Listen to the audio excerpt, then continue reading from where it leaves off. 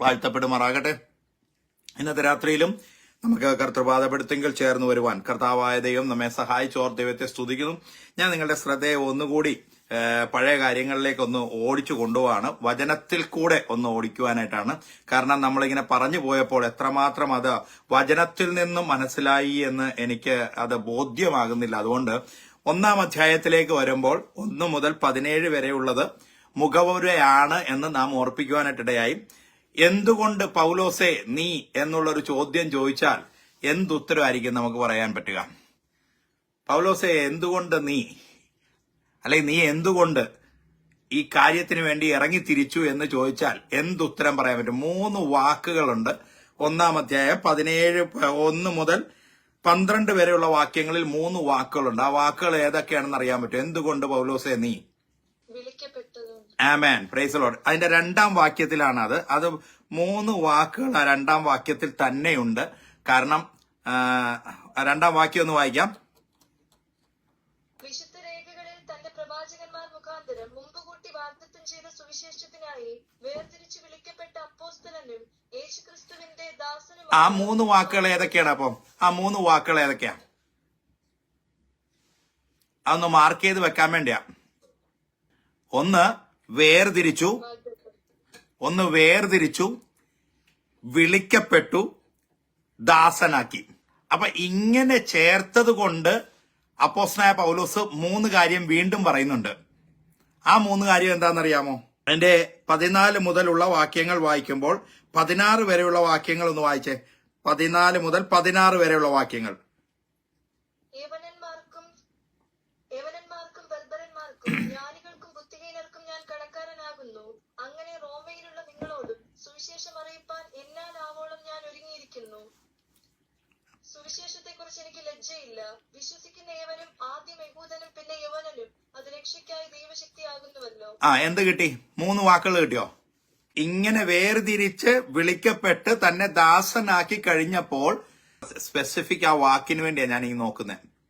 ഞാൻ പറഞ്ഞ് പഠിപ്പിച്ചതാണ്. അതുകൊണ്ടാ ഞാൻ ഇങ്ങനെ ഒന്ന് കൊണ്ടുപോകാന്ന് വിചാരിച്ചത്. 14-ാം വാക്യത്തിൽ പറയുകയാണ്, ഞാൻ കടക്കാരനാകുന്നു. യവനന്മാർക്കും ബർബരന്മാർക്കും ജ്ഞാനികൾക്കും ബുദ്ധിഹീനർക്കും ഞാൻ കടക്കാരൻ.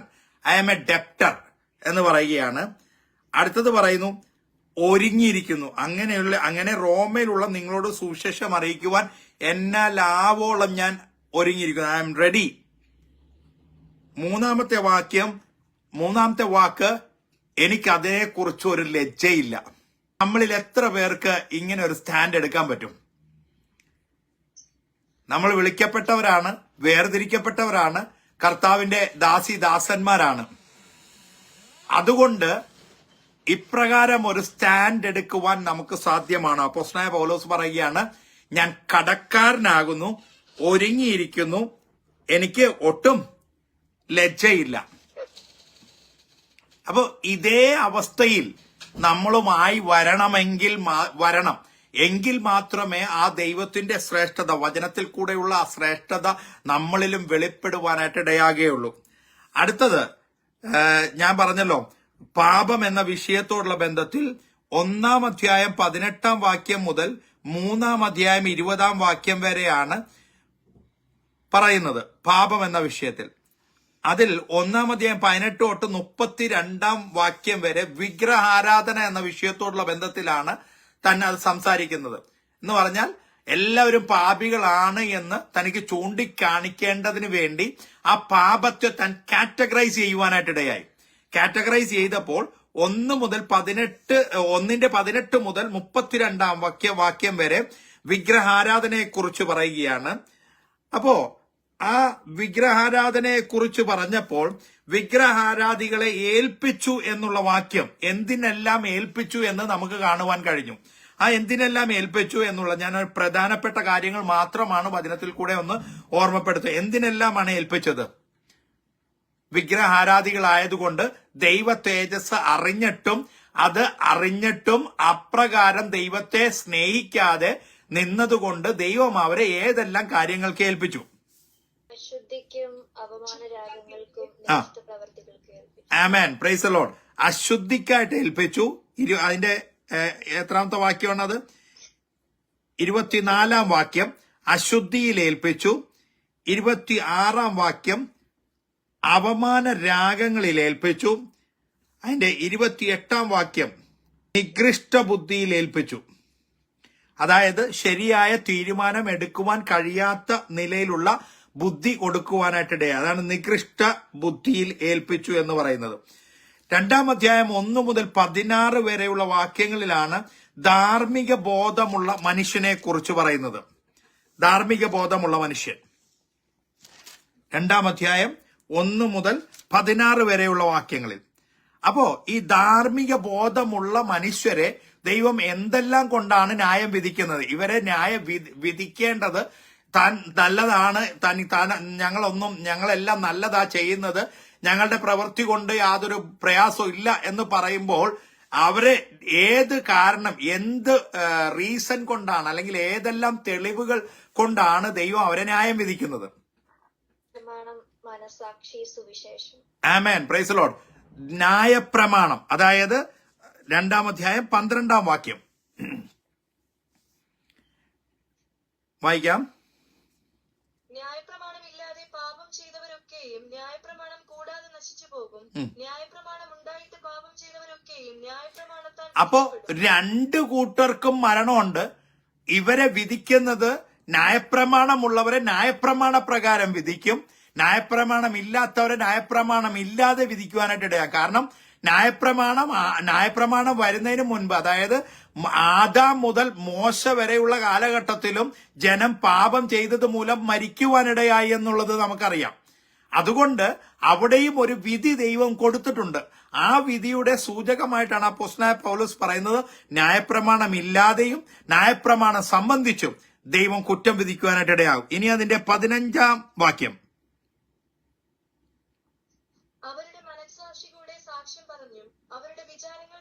നോക്കി, അവരുടെ മനസാക്ഷി, സ്വന്തമായ മനസാക്ഷി അവർക്ക് സാക്ഷ്യം പറയും. താൻ കേട്ടിട്ടുണ്ടോ, ദൈവവചനം അറിഞ്ഞിട്ടുണ്ടോ എന്നുള്ളത് മനസാക്ഷിയോട് ചോദിച്ചിട്ട് ദൈവം ന്യായം വിധിക്കുവാനായിട്ട് ഇടയാകും. ഇനി അതിന്റെ 16-ാം വാക്യം.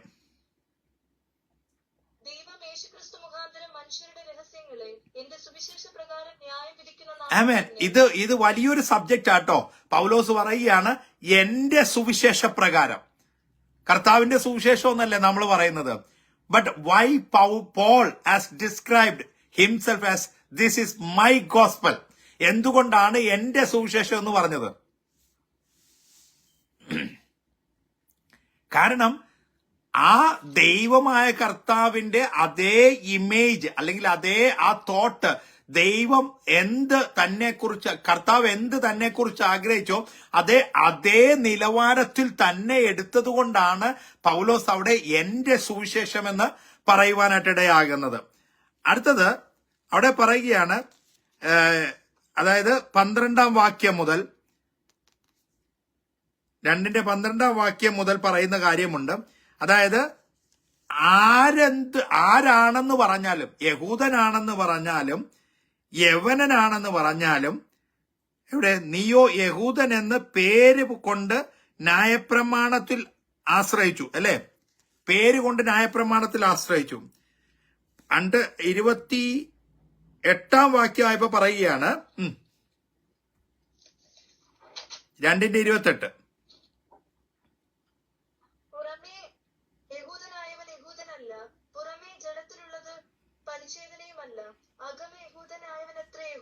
അപ്പോ യഹൂദന്മാരെ കുറിച്ച് പറഞ്ഞു വരുന്ന കൂട്ടത്തിൽ അപ്പോസ്തലനായ പൗലോസ് പറയുകയാണ്, പുറമെ യഹൂദനായവൻ എന്ന് പറഞ്ഞാൽ പുറമെ കാണിക്കുന്നവൻ. പരീക്ഷന്റെ പ്രാർത്ഥന നമുക്ക് എല്ലാവർക്കും അറിയാം എങ്ങനെയാണ് അവൻ പ്രാർത്ഥിച്ചതെന്ന്. ആ പുറമെ യഹൂദനായവൻ യഹൂദനല്ല, അകമേ യഹൂദനായവൻ അത്രേ യഹൂദൻ എന്ന് പൗലോസ് ഓർപ്പിക്കുകയാണ്. അത് കഴിഞ്ഞ് 3-ാം അധ്യായത്തിലേക്ക് വന്നപ്പോൾ 3-ാം അധ്യായം അവിടെ പറയുന്നു, എന്നാൽ യഹൂദന് എന്ത് വിശേഷത? എന്താണ് യഹൂദന്റെ വിശേഷത? ഒന്നാമത്തെ വിശേഷത എന്ന് പറയുന്നത് ന്യായപ്രമാണം അവരുടെ കരങ്ങളിൽ കിട്ടിയെന്നുള്ളത് തന്നെയാണ്. നോക്കിക്കേ, അല്ല പരിച്ഛേദനാൽ ഒന്നാമത് ദൈവത്തിന്റെ അരുളപ്പാട് അവരുടെ പക്കൽ സമർപ്പിച്ചിരിക്കുന്നത് തന്നെ.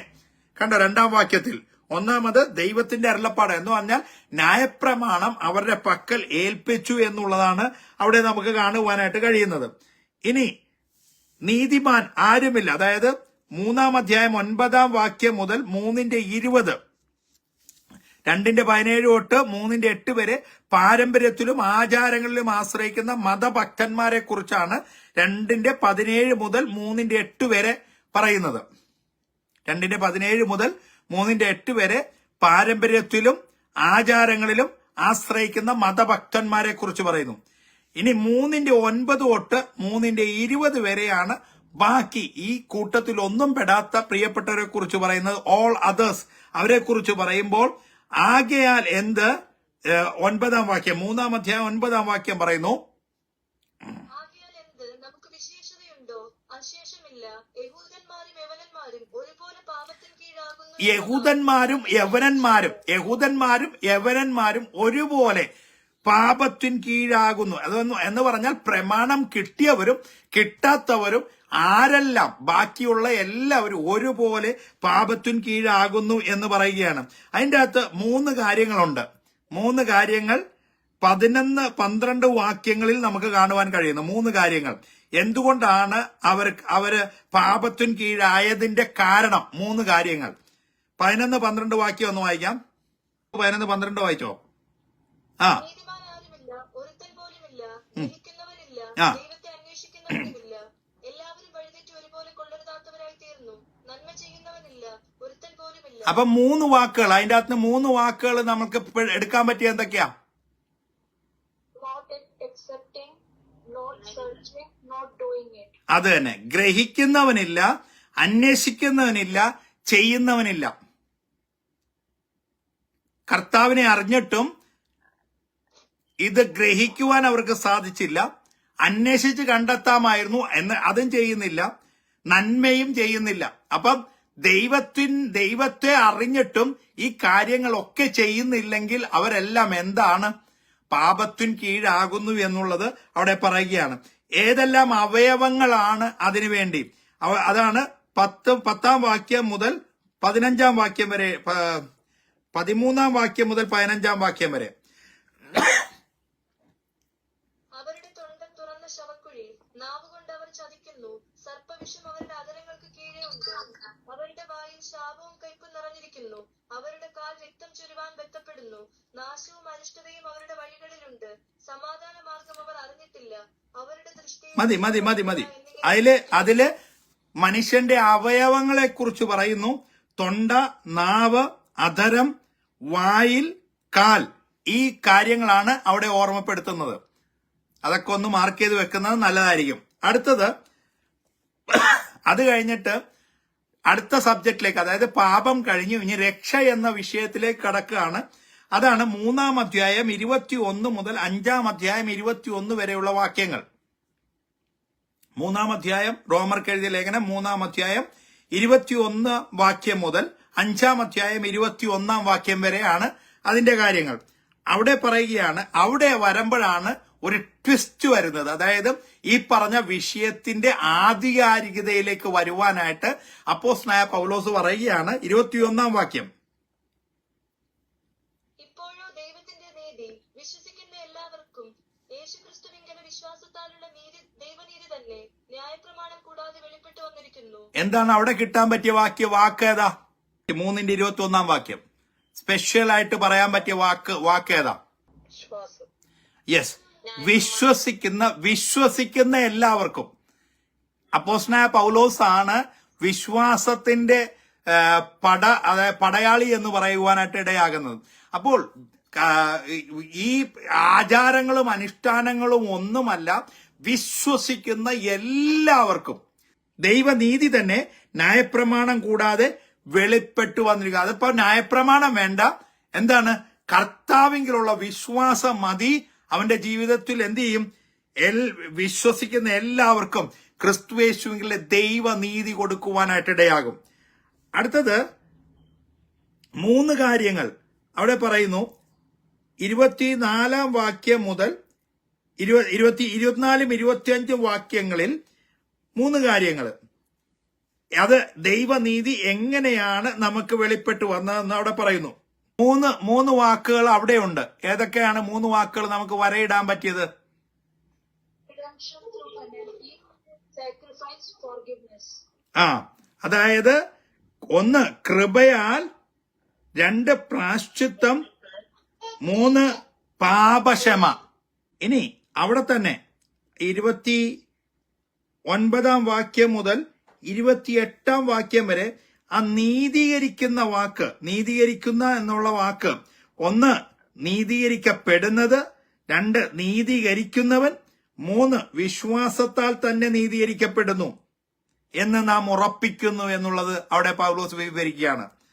ആ 24 വാക്യം വായിച്ചാട്ടെ. അവന്റെ കൃപയാൽ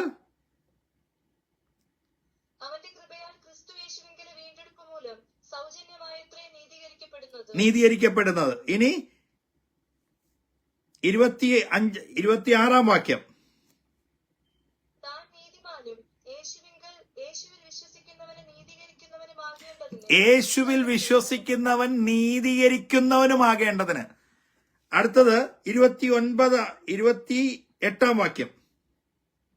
അങ്ങനെ മനുഷ്യൻ ന്യായപ്രമാണത്തിന്റെ പ്രവൃത്തി കൂടാതെ വിശ്വാസത്താൽ തന്നെ നീതീകരിക്കപ്പെടുന്നു എന്ന് നാം വിശ്വാസത്താൽ തന്നെയാണ് നീതീകരിക്കപ്പെടുന്നത് എന്ന് നാം അനുമാനിക്കുന്നു എന്ന് പറഞ്ഞാൽ ഉറപ്പിക്കുന്നു എന്ന് സാരം.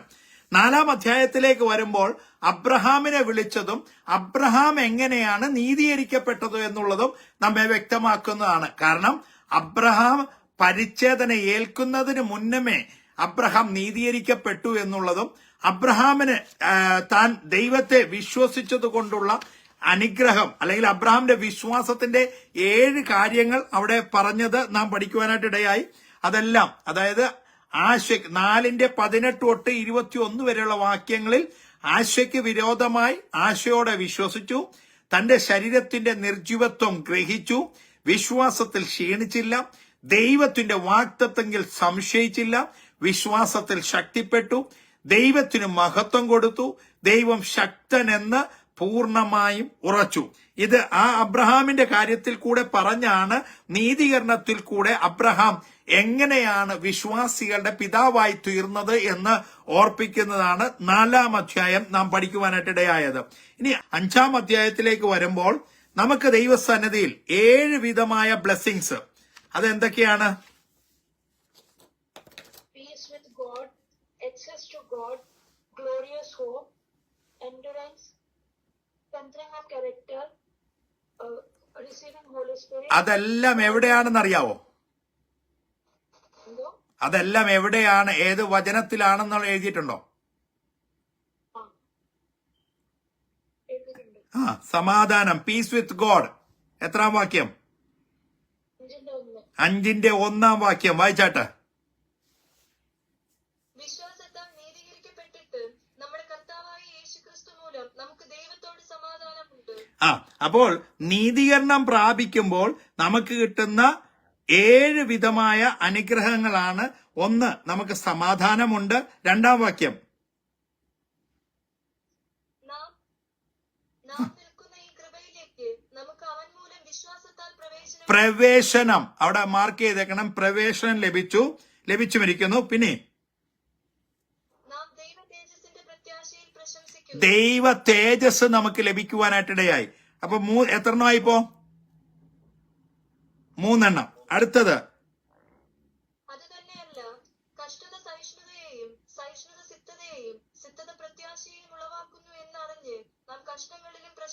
കഷ്ടങ്ങളിലും പ്രശംസിപ്പാനുള്ള ഒരു ബ്ലെസ്സിങ് 4 വാക്യത്തിലാണ് അത്. അടുത്ത 5 വാക്യം,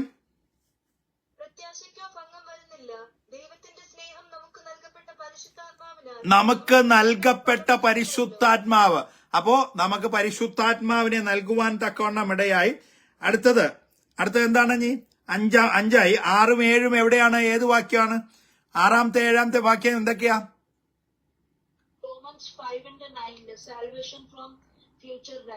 സാൽവേഷൻ, ഇനി വരുവാൻ പോകുന്ന കോപത്തിൽ നിന്നുള്ള വിടുതലാണ് 5ാം അധ്യായം 9ാം വാക്യത്തിൽ പറയുന്നത്. വായിക്കാം.